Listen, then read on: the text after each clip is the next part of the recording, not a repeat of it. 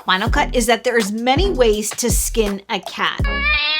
You can achieve the same outcome with a lot of different tools in Final Cut Pro, but the question is, why would you pick one tool over another? In this video, I'm going to show you why I opt for some methods of editing in Final Cut Pro over others in different common situations. We're going to call this Do This, Not That Final Cut Pro Edition.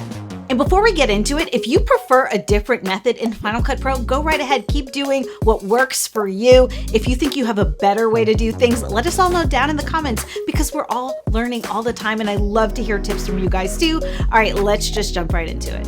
Let's first talk about layouts. So you can actually customize your layout here in Final Cut Pro depending on where you are in the edit process by using these three buttons up here. This first one here represents your browser, the middle one is your timeline, and the last one here is your inspector. Right now I'm seeing all of these windows, so all of them are blue, but I can close different windows depending on what I'm working on. So for instance, if I'm just starting my project and I want to be combing through my raw clips, I might close my inspector and my timeline so I can really just get a good look in my browser window.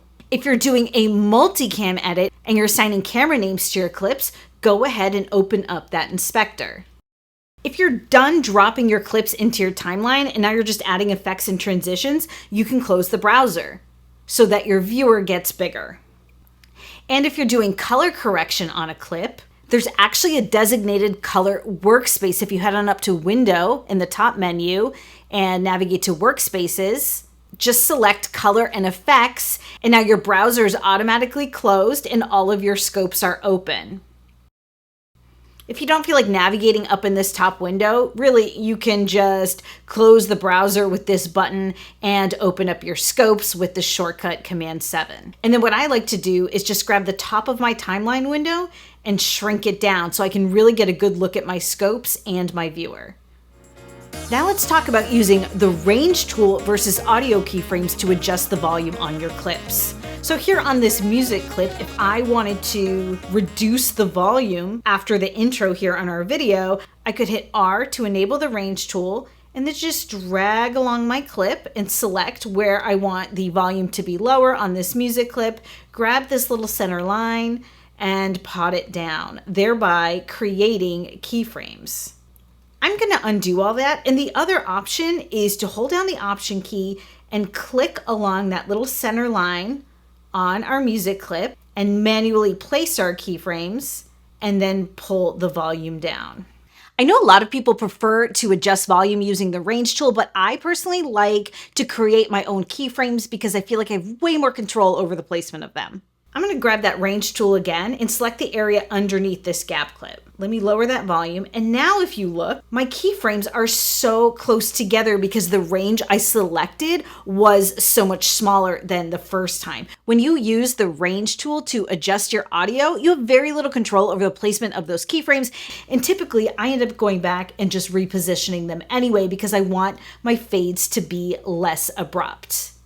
And honestly, almost the only time I would actually reach for the range tool is in a situation where somebody, let's say, coughs, and I want to just pull down a very specific waveform, like let's say right here. And I don't mind that my keyframes are super abrupt. So for me, 9 times out of 10, I'm manually placing those keyframes. I'm not reaching for the range tool. Now let's talk about adjustment layers versus compound clips. A compound clip is when you select multiple clips in your timeline and use a shortcut Option G to nest them together. You can see I've now got this nested clip, and if I double click to open it, there are all of my clips. And then if I go back to my main timeline, any effects or adjustments I make to this compound clip will affect all of those clips in that nested timeline.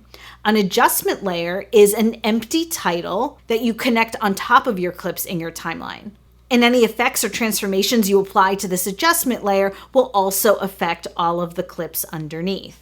An adjustment layer is something that for whatever reason doesn't come with Final Cut Pro, but the internet is loaded with free versions. I will link to one down below that you can download for yourself. Now for me personally, I try to avoid compound clips as much as possible. I really hate having to open a nested clip in my timeline to access all of these individual clips.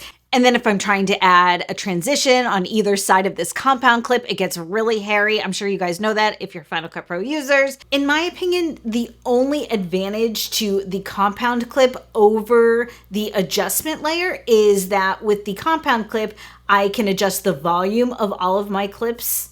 And with the adjustment layer, you can see in my inspector window, there's no audio inspector. I have to adjust the volume of my clips individually. So I'm typically going to be reaching for that adjustment layer over that compound clip. Now there's another situation where I think adjustment layers also come in really handy that doesn't have to do with color correction. Here's a video from my main channel where I incorporated a lot of screen recordings, but as you can see, I had to cut the screen record into many different pieces. And I wanted to be able to quickly keyframe some zooms around on the frame to match what I was saying, but all of these cuts in my screen recording were really going to make keyframing tricky. So I just added an adjustment layer and then added in all of these keyframes so I can zoom around on the screen and have everything time out perfectly. That's another great use for adjustment layers. Now let's talk about browser sorting. If you have a really big project you're working on, organizing your library before you really dig into the edit is a must. I'm gonna guess you're not using your browser enough. So I'm gonna recommend this video right here that talks about all the magical things the browser can do. Make sure you watch that after you watch this video if you haven't seen it yet. But at the very least, you should be making an informed decision about how you're sorting your browser before you edit. So if it's a small project like one of my YouTube videos, at the very least, I'll group my clips by file type. So this way I can easily see my raw media, my music clips, any graphics, or any compound or multicam clips that I've created.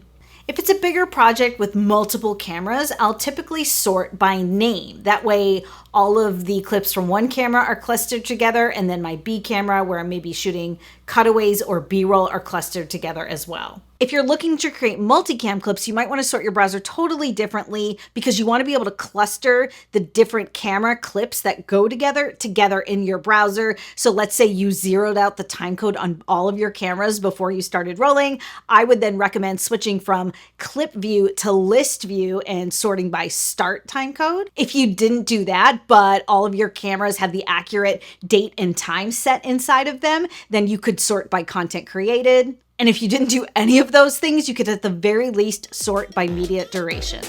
By the way, guys, if you feel like you're learning a lot from this video and you want to know even more about Final Cut Pro, check out my courses Final Cut Rockstar and Final Cut Rockstar Next Level at JennJager.com. Let's talk about when you should enable or disable Final Cut's new scrolling timeline. The way the scrolling timeline works in Final Cut Pro is if you play your timeline, once your playhead gets to the center of the screen, it stops moving and the clips start moving to the left. I love the scrolling timeline, except when I'm trying to make a very fine audio edit. So for instance, let's say I've expanded my audio to edit in subframes and I want to keep going back and listening to my edit over and over. If I'm really zoomed in on the timeline, I keep losing my place with that scrolling timeline. So in this instance, I would head up to the Final Cut Pro menu, settings, playback, and disable that scrolling timeline. Now let's talk about some of Final Cut Pro's color tools, particularly the color mask and the hue saturation curves. The color masks in Final Cut are great because, for instance, when I'm wearing this really bright red shirt, it looks so much more fluorescent on camera than it does in real life. What I can do is add a color mask in the color board, color pick that red, and dial down the saturation so it looks much more true to life.